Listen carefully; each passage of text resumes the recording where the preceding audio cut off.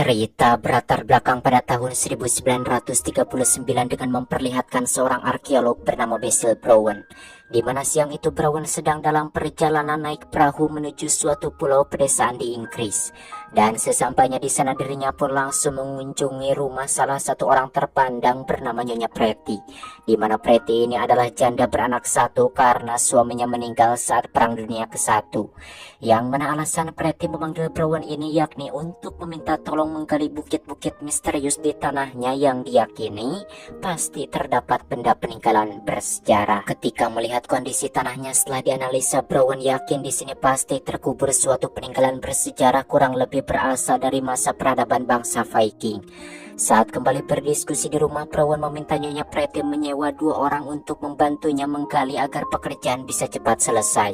Yang mana di tengah obrolan itu anak Nyonya Pretty bernama Robert datang, dan Robert yang juga menyukai dunia arkeolog pun langsung akrab dengan Brown.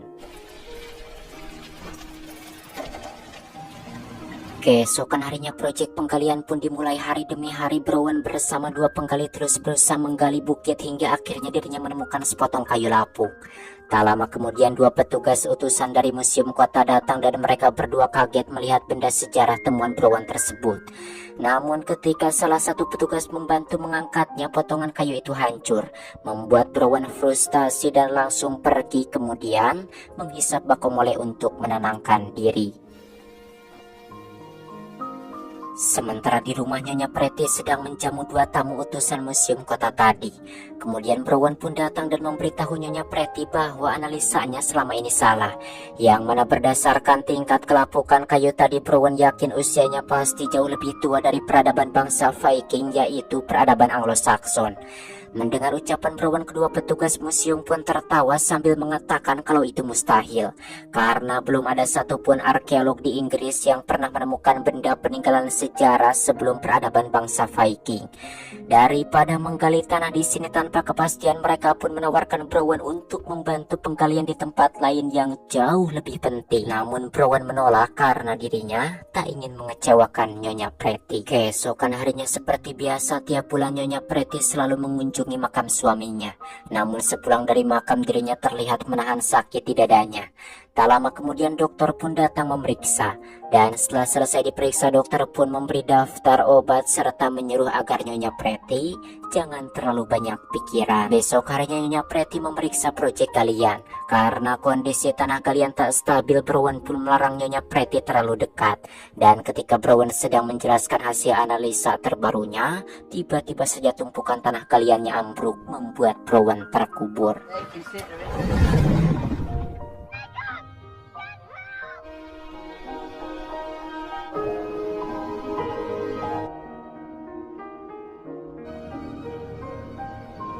Namun beruntungnya Brown selamat. Hari berikutnya Brown beserta 2 pembantunya terus melanjutkan proyek penggalian bukit-bukit di sana. Dan tiba-tiba saat itu Robert datang. Dan ketika mereka sedang mengobrol, mendadak ada pesawat-pesawat tempur Inggris lewat. Karena memang tahun itu tahun-tahun sebelum Perang Dunia Kedua dimulai, yang mana para prajurit di berbagai negara sedang sibuk berlatih perang.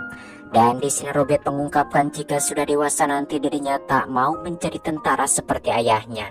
Namun dirinya ingin sekali menjadi astronot agar bisa mengelilingi bintang-bintang. Mendengar itu Brown pun memberitahu kalau dirinya sering melihat bintang lewat teleskop. Dan jika Robert mau maka dirinya akan membawa teleskopnya. Mendengar itu Robert sangat senang dan meminta Brown menepati janjinya. 3 hari kemudian Brown mengajak Nyonya Pretty beserta Robert di lokasi galian. Dan di sini Pretty sangat kaget saat tahu ternyata dugaannya benar bahwa di tanahnya benar-benar ada benda peninggalan sejarah berbentuk perahu. Tentunya di sini mereka semua pun terharu bercampur bahagia dan saling memberi selamat atas penemuan besar ini.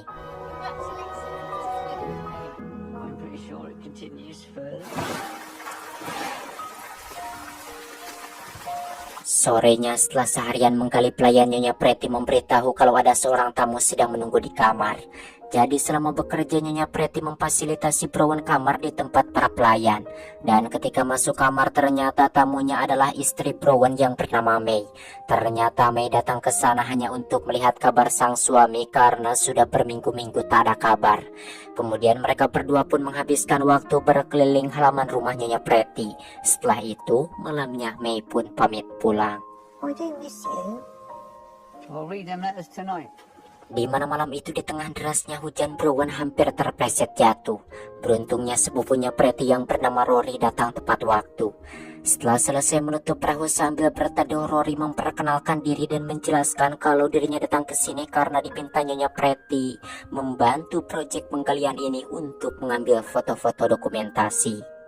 Paginya terlihat Nyonya Pretty sedang pergi ke rumah sakit kota London. Setelah menjalani pemeriksaan, dokter menjelaskan bahwa penyakit jantung Nyonya Pretty semakin memburuk. Dan di sini terungkap ternyata selama ini Nyonya Pretty menderita penyakit jantung kronis. Dokter pun bahkan memvonis bahwa umurnya Pretty tidak akan lama lagi.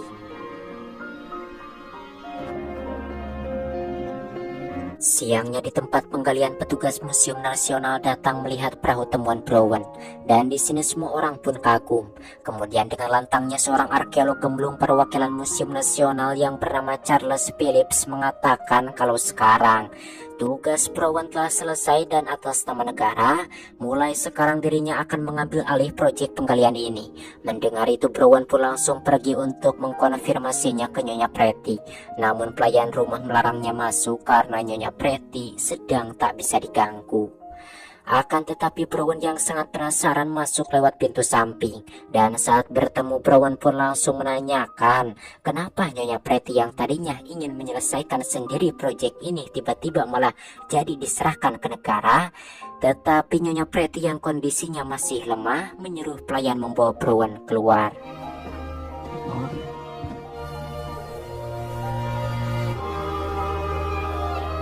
Keesokan harinya Charles yang kini menjadi ketua proyek pun mengatakan jika Browan masih mau bekerja maka dirinya bisa membantu menggali tapi jangan menyentuh perahunya lagi. Mendengar itu tentunya Browan yang memulai penggalian dari nol pun tidak terima dan lebih memilih berhenti.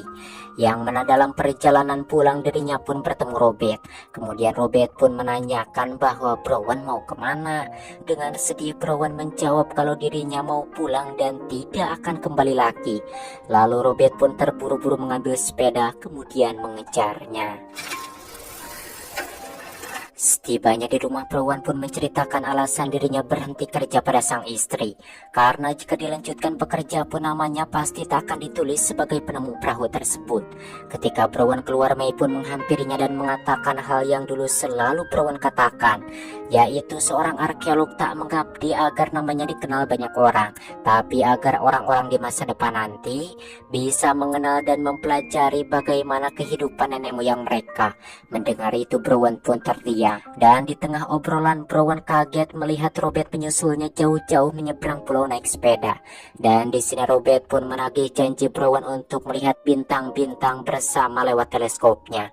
Kemudian Browan pun menyuruh Robert masuk dulu. Tak lama kemudian Nyonya Pretty datang menjemput Robert dan meminta Browan kembali bekerja besok. Karena sebelumnya sudah dinasihati istrinya, Browan pun bersedia bekerja lagi. Besok paginya Browan pun kembali bekerja.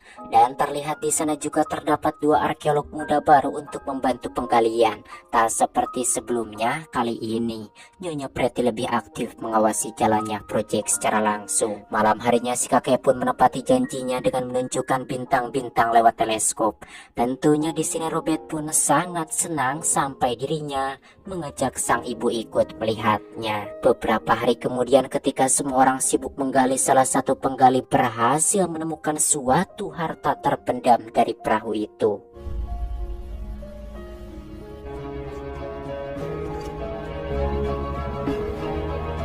Ternyata analisa Brown benar bahwa perahu tersebut berasal dari zaman Anglo-Saxon. Dan di sini Charles pun kaget karena dirinya baru tahu ternyata di zaman kegelapan sudah ada kebudayaan, bahkan sudah ada uang untuk jual beli. Dan Charles pun yakin bahwa penemuan ini pasti akan membuat perubahan besar tentang cara pandang umat manusia zaman sekarang pada sejarah masa lampau. Setelah seharian lamanya mengumpulkan harta-harta sejarah, si Charles Gemblung pun menyuruh para penggali memasukkannya ke dalam mobil untuk dibawa ke museum. Namun tentu saja Nyonya Pretty menolaknya karena seluruh benda tersebut ditemukan di tanahnya. Jadi sebelum ada keputusan resmi dari pengadilan, Charles hanya sebatas kepala proyek dan Brown masih dianggap sebagai penemu perahu. Dan Nyonya Pretty juga yang berhak memutuskan di mana benda-benda bersejarah itu akan disimpan. Kemudian Nyonya Pretty pun menyuruh Brown membawa semua harta temuannya itu ke rumahnya. Keesokan harinya ketika semua sedang melanjutkan penggalian, tiba-tiba ada pesawat tempur Inggris jatuh. Melihat itu Rory pun langsung berlari untuk menolongnya.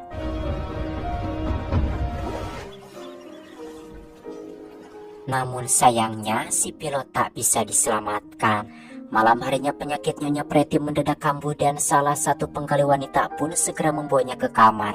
Meski sangat kesakitan, namun Nyonya Pretty menolak dipanggilkan dokter.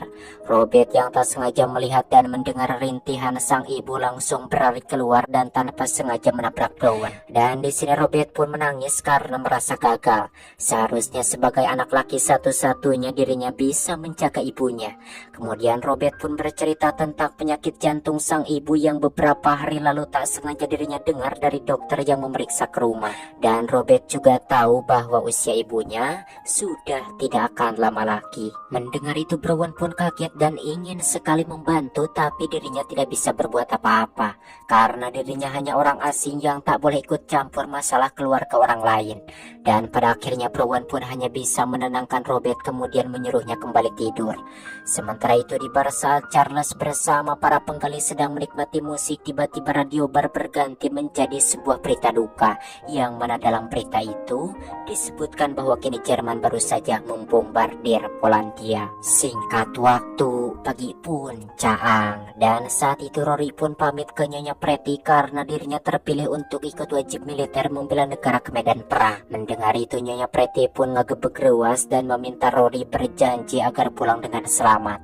Disebabkan mungkin nanti hanya tinggal Rory lah satu-satunya keluarga yang Robert miliki bila Nyonya Pretty sudah meninggal.